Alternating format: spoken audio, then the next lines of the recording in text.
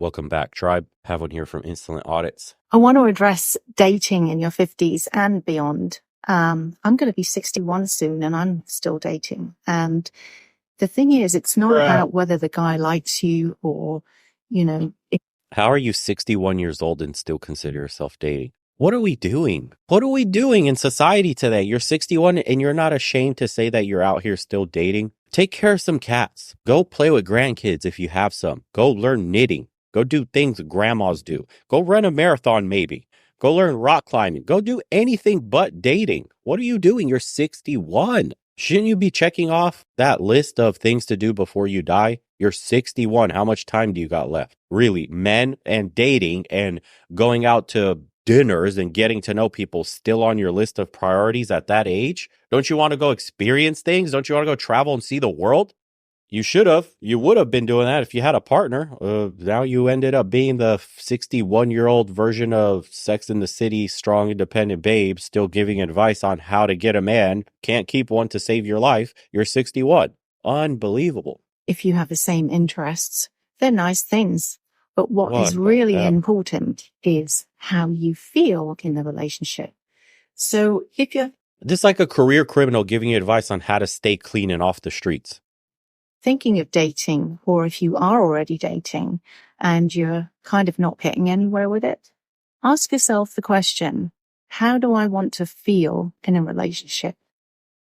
That might help you out. I wanted to revisit a post that I posted last year about putting yourself first. You might be experiencing a new chapter in your life, but take it from me, you can and you absolutely will survive if you're putting yourself first. This is a message that I wholeheartedly believe in, but I wanted to clarify something. Putting yourself first does not mean being shitty to other people. It's about finding balance. There are times in our lives where we do put other people before us because that's what you do in relationships. But again, it's about balance. So prioritizing self-care and setting boundaries are very important, and your needs do matter. Filling your own cup is very vital because you can't pour from an empty cup. But it's not an excuse to trample on other people's feelings, and especially those that are in your inner circle. So yes, put yourself first, but remember the magic word, balance. Statistics are an extremely important part of research, but you have to break down the statistic in order to get the full picture. I'm going to use your comment, for example. So 70% of women over 40 file for divorce. That is a true fact. It's a stat. But why they're filing is not 100% for the reasons that you say. Many of these women file because they're forced at it. Their hand is forced.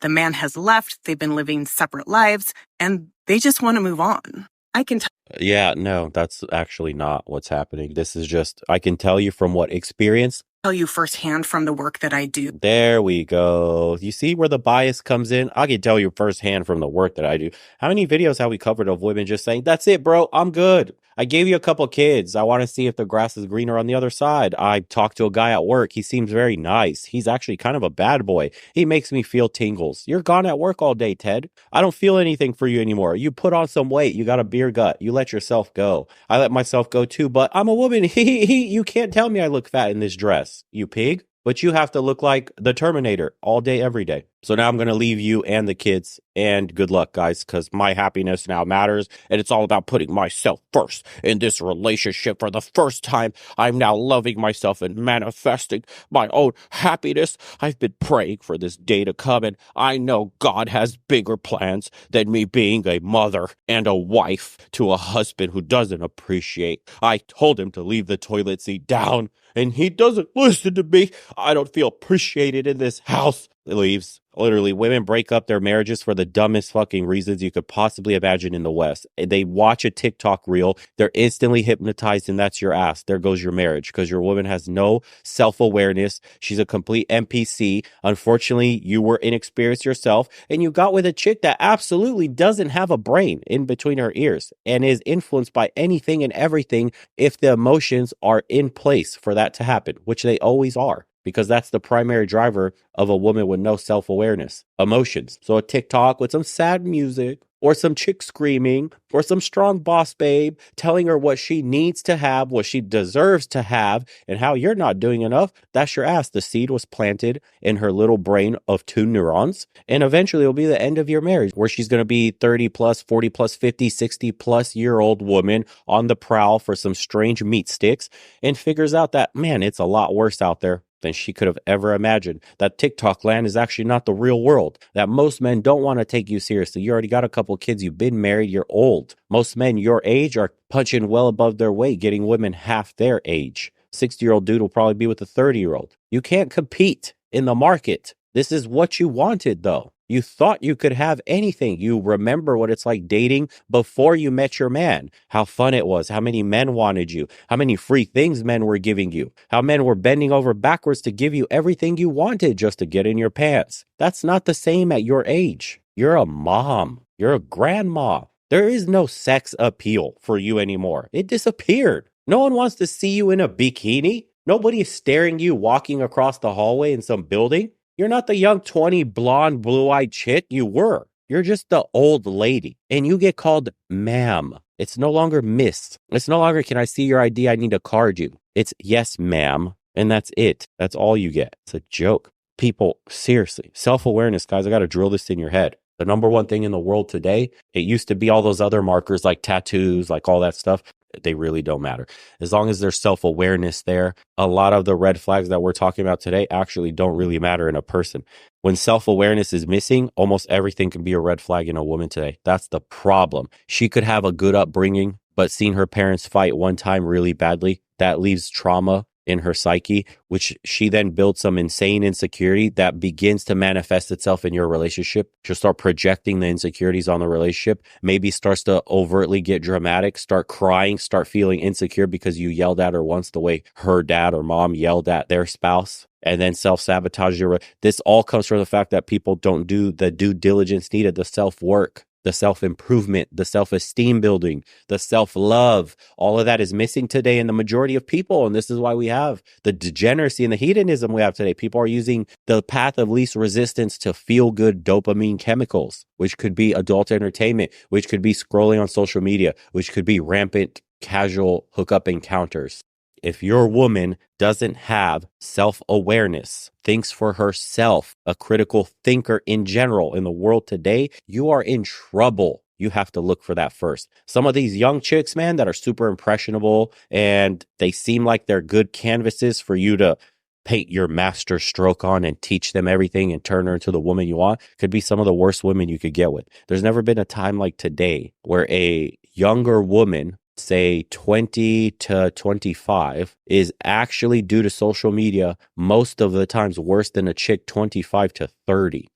These young ones are being raised in the age of technology and social media, and their brains have been hijacked from the very beginning. This is their entire existence. They've never lived a life without a cell phone. That's scary. The rules of the game are changing in front of us as we cover this kind of content. Some of the most core foundational tenets that we would espouse are no longer holding true because of the influence social media has, technology has on people today. It's crazy to watch it in real time. That many women, their men have gone off living with somebody else and refuses to file. We have to assume that a lot of this has to do with money, with not wanting to pay alimony. They've worked for half their money. Not to mention that sometimes women are working too. But in these cases, the woman has to file because the man refuses to. Sometimes the woman files just because they're over the relationship. There's nothing super bad or wrong, but it just hasn't gone well.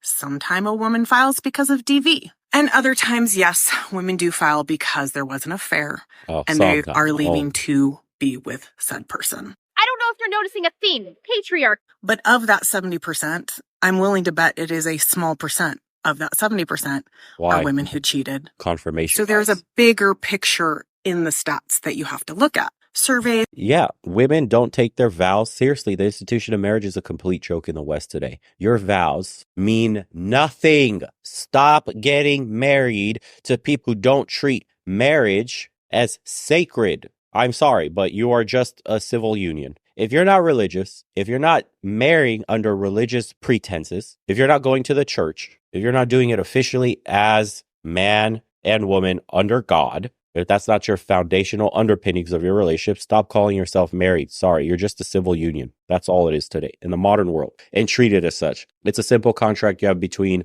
you two and the government, and treat it that way. That means as a man, go get your prenup, go protect yourself, start blind trusts, move your money, and make sure your assets are safe, because the government and her is against you when things go south. Now, if you're getting married in a traditional manner, the contract is stipulated by God and you two, not the state. That's what makes a marriage. Now, if you are united under those terms, you live under God's rules. If you are a civil union in the modern world living together, you are living under the government's terms. So you pick the kind of woman you want to pair with for the rest of your life. Do you want a civil union under the state, or do you want a marriage under God? There are two completely different women you have to search for to get one or the other. Unfortunately, a majority of these 70% of women initiating divorce are not under God at all. We could say a vast majority of those are most likely a union under the state, hence why they end up that way. The vows are meaningless. It would be interesting if the statistics separated out devout religious believers throughout these divorces and see how many of those devout people that go to church every day, that got married under the church, that believe in God, and that practice actively their religion are part of the divorce statistics, or what part inhabit and at what percentages. I guarantee you that number is far smaller than these under the government civil unions. Keep in mind, boys. And research and statistics are extremely important for knowing and understanding patterns. For example, the survey that Dr. Kathy, therapist Rebecca, and myself conducted, we are going to break down and get statistics out of it. In that, there's going to be reasons, understandings, and you're going to break down. So you'll have a statistic like this, but within that statistic, you'll have a breakdown of what's and whys and hows. This is crucial for research. As much as some people don't like statistics, having these types of things are why or how people write research papers. This is how books get written. These are very important because it shows a pattern. And anybody who cares about seeing patterns in psychology, they'll understand that this is needed. It's a very important part. So anytime you read a statistic, anytime I even say a statistic, understand that there are... Why don't they apply all this runaround logic when it's like 80% of women feel like they've been abused or inappropriately touched by a man in their lifetime? Okay. Of those 80%, why don't we go break down the statistics and then see the patterns of like how many of you went out drunk at night alone? How many of you were dressed in a suggestive manner? How many of you were under the influence of alcohol or drugs? How many of you made questionable decisions that put your life at risk in that moment that caused that scenario to happen? And once we break down these statistics, we can see what's really going on here based on the pattern. They never do that. When it's the men's side that is being demonized, they just go, oh yeah, all men are bad. It's all men's fault. Oh, of course, it's men. Yeah, pigs. And they just accept it at face value. But when we see a 70% of women over 40 initiate divorce, we got to do these runaround Olympics on why the stats are what they are. Such a joke, bro. Get your passport. Get out of here. Things behind the statistics. Now, the stat itself can be very important. Like, for example, only about 2 to 3% of people who leave to be with their affair partner actually make it past the 10-year mark. This is an important statistic to just understand and know that oftentimes when you fantasize this greater life with your affair partner, it often doesn't happen that way. Falling on deaf ears, sister. You can break down all you want, but it doesn't really matter because the larger majority of what you... But just know she's only saying that stat because it's aimed at men, not at women. She's not thinking about the women that are leaving their husbands secretly because they found a partner, and women will never report that. They'll just say, we just had a falling out. We just had some differences. Fell out of love. We're just different people. That's what they'll report. Amicable differences. Okay. She's aiming it at the men that are cheating on their wives and have found a girl 10 years younger. And good luck, boys. That's only going to 2-3% is your chance of success past 10 years. That's the framework of what she's saying when she's giving you these statistics. They're never thinking of it from the female point of view. Man, if you put them on lie detectors and did these surveys over, men would be absolutely shocked at the real figures. The fact that in France, paternity testing is illegal. The fact that those DNA testing companies are citing figures like 30-40% of the children being born weren't the fathers. Potentially, sorry. They said potentially based on what they were testing. They stopped the test early. Paternity testing should be absolutely mandatory. And if the paternity doesn't match, she should be liable to getting sued and you recouping all the cost of that entire relationship up until that point. Once we criminalize and punish cheating and paternity fraud, once we start punishing the degenerate behavior, it'll go away, but society allows this to happen. This is why you should say no to marriage in the West. You need to understand is although you think that life will be better with this person, most of the time, that's not true. That's a stat that you can just use the stat in itself to really get and understand the answer and the pattern and why it's important to understand what childhood trauma is causing all these women to cheat. You need to understand that 70% of these women are not cheating. That's not a true statement or fact. But as far as answering why women are cheating more in record numbers, my dog is going crazy because the gardener is here. Sorry, I had to hold him. Does she forget also that other statistic where a majority of women have a backup man ready, even when they're married? The whole time you're seeing your woman, the whole time right now, you that has a girlfriend, you that has a wife, statistically, it has been proven that she has a backup man in mind in case this relationship fails. They're very pragmatic. You're not the only one. Whether it's a guy friend, whether it's a work friend, whether it's the guy from 10 years ago she hasn't spoken to, but is a friend on Facebook, a friend on Instagram, a little piece of paper crumbled off somewhere in some pocket of some clothes in the drawer somewhere with a little number scribbled on there somewhere. There is a bailout man. The only reason you're with her right now is because you're doing better. The moment you slip up or this thing fails, guess who's coming back in the picture?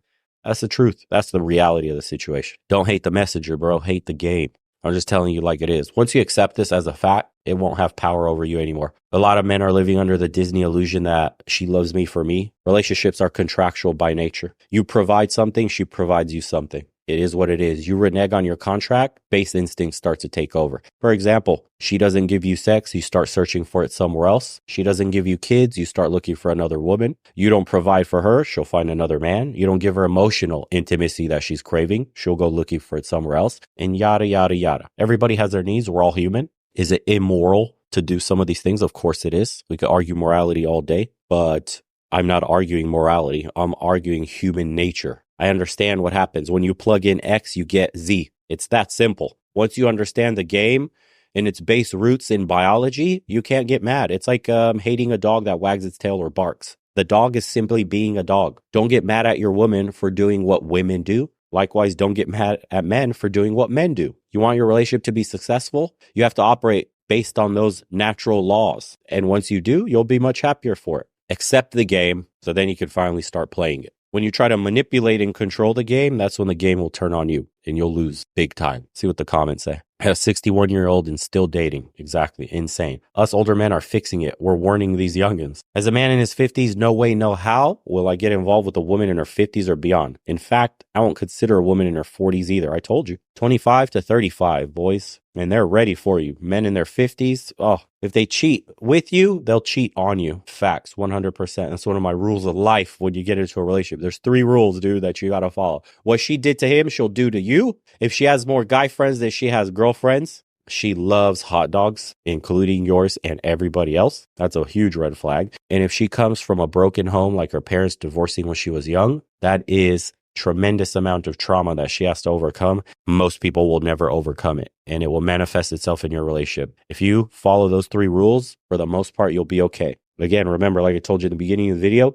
even all those things I just mentioned don't matter if you get a woman with self-awareness and critical thinking skills. I have met women that have these attributes and will fire off red pill tenets left and right. And absolute, a chick will have guy friends, and I tell her, do you really think you could be friends with men? And they'll say right away, no, they're just too scared to make a move on me. So I'll keep using them for, time, attention, and whatever else I need because they're stupid and they're cowards. Straight up, we'll tell you just like that. And you go, oh, Jesus. Wow. Okay. What else? and will literally spout off all the tenets we talk about, and they're self-aware of everything, and they'll operate in the current dating environment the way they do because it's beneficial to them and it's too easy. Ask these kinds of women the same thing. What do you think about marriage? What do you think about what men should do, what women should do? It's straight red pill across the board. It is refreshing when you finally meet someone with their eyes open like that and understands the rules of the game, and it's much easier to play the game, especially when player 2 knows all the rules with you. That means you'll get, most of the time, these kinds of women don't go out to the clubs, don't drink, don't smoke,